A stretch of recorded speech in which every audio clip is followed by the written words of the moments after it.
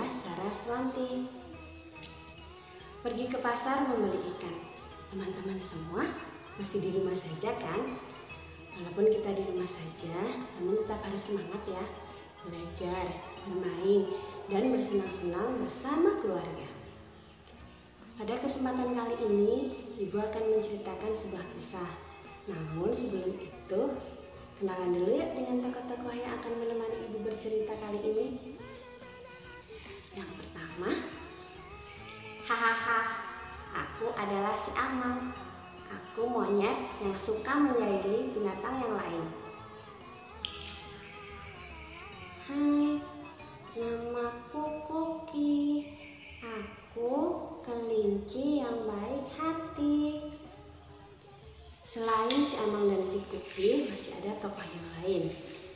Ada Nenek Kura, ada Boni si panda, ada kakek beruang, dan juga ada Ibu Kuki.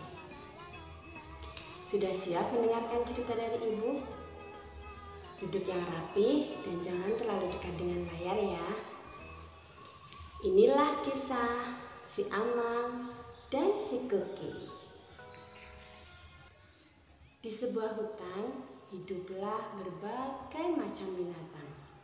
Setiap hari mereka selalu hidup rukun dan berdampingan, saling menolong dan juga saling berbagi. Tapi ada satu binatang yang mempunyai sifat berbeda dengan binatang yang lain.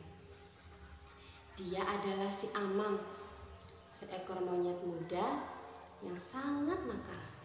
Dia suka menjahili para penghuni hutan lain, bahkan tak segan-segan mencelakai mereka. Bukan hanya dengan binatang yang seumuran dengannya, tetapi dengan binatang yang lebih tua pun tak luput dari kenakalannya. Seperti suatu ketika saat Nenek Kura sedang berjalan lambat dengan membawa beban berat di punggungnya. Bukannya menolong, dia malah mengejek Nenek Kura itu. Hei Nenek Kura, sudah tua, jalan lambat pula. Bisa-bisa kau mati di tengah jalan nanti, Nek. Tetapi bagi si nenek sudah biasa mendengar ejekan dari si Amang, jadi dia tidak menghiraukannya.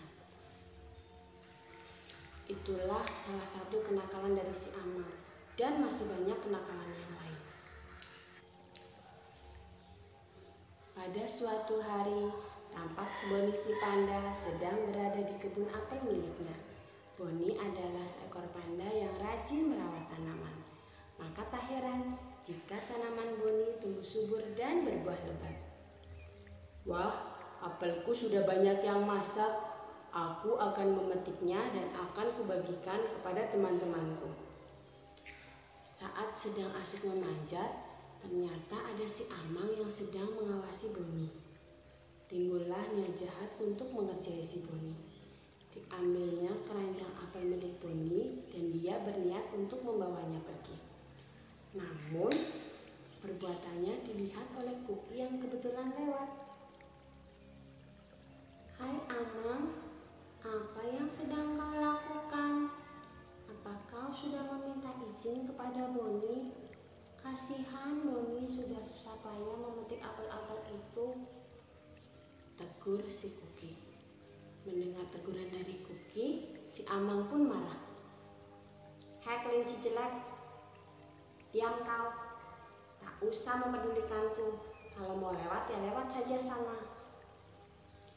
Mendengar ada ribut-ribut di bawah, Boni pun turun dari pohon. Kuki, Amang, ada apa kalian ribut-ribut? Kemudian Kuki pun menjelaskan apa yang terjadi. Mendengar penjelasan dari si Kuki, Boni pun berkata, Amang, apa yang kau lakukan adalah perbuatan yang tidak baik. Kau bisa saja memintaku dengan baik-baik, maka dengan senang hati aku pasti akan memberikan apel-apel itu padamu. Si Amang pun marah dan lalu meninggalkan Boni dan Kuki. Awas kau kelinci jelek, akan kubalas kau besok. Keesokan harinya, Kuki sedang berjalan-jalan menikmati pemandangan dengan bersenandung. Memandang alam dari atas bukit, sejauh pandangku lepaskan. Sungai tampak berliku, sawah hijau terbentang. Namun saat sedang asik bersenandung, tiba-tiba ada si Amang menghadangnya. "Hai kelinci jelek, aku ada perlu denganmu." "Ada perlu apa, Amang?" Tiba-tiba, buk! Si Amang memukul si Kuki dengan batu yang ternyata disembunyikan di balik badannya. "Aduh, sakit, tolong." Si Amang pun terus memukul si Kuki. Buk, buk. Untung saja ada kakek beruang yang sedang lewat saat itu. "Ya Amang, apa yang sedang kau lakukan? Hentikan perbuatanmu itu." Melihat ada kakek beruang, Amang pun lari melarikan diri. Kakek beruang kemudian menolong Kuki dan mengobati lukanya. Diantarnya Kuki pulang ke rumahnya. Sampai di rumah, ibu Kuki sangat terkejut melihat anaknya luka-luka. Kemudian kakek beruang pun menceritakan apa yang telah Kuki alami. "Terima kasih kakek, kau telah menolong putraku. Putraku selamat." "Sama-sama, kakek pulang dulu ya. Semoga lekas sembuh Kuki, istirahatlah." Ibu Kuki mengajak Kuki masuk ke dalam rumah. "Sabar ya nak, kau jangan membalas apa yang Amang lakukan padamu. Suatu saat nanti dia pasti akan menyadari kesalahannya." "Iya ibu." Selang beberapa minggu, pada suatu sore yang cerah, nampak si Amang sedang bermain berlarian dengan membawa sebuah perangkap di tangannya. Ternyata dia sedang mengejar seekor capung yang sedang terbang.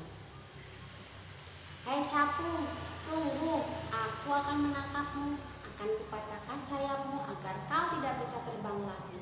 Hahaha." Dengan lincah, capung pun menghindari ayunan dari perangkap si Amang. Capung terus berterbangan. Dan tanpa si Amang sadari, capung terbang di tepi sungai yang airnya cukup deras. Tiba-tiba capung pun menyeberang sungai itu. Dan biur, Amang pun terpeleset ke dalam sungai. Karena tidak pandai berenang, Amang pun hanyut ke dalam sungai. "Tolong, tolong!" teriak si Amang.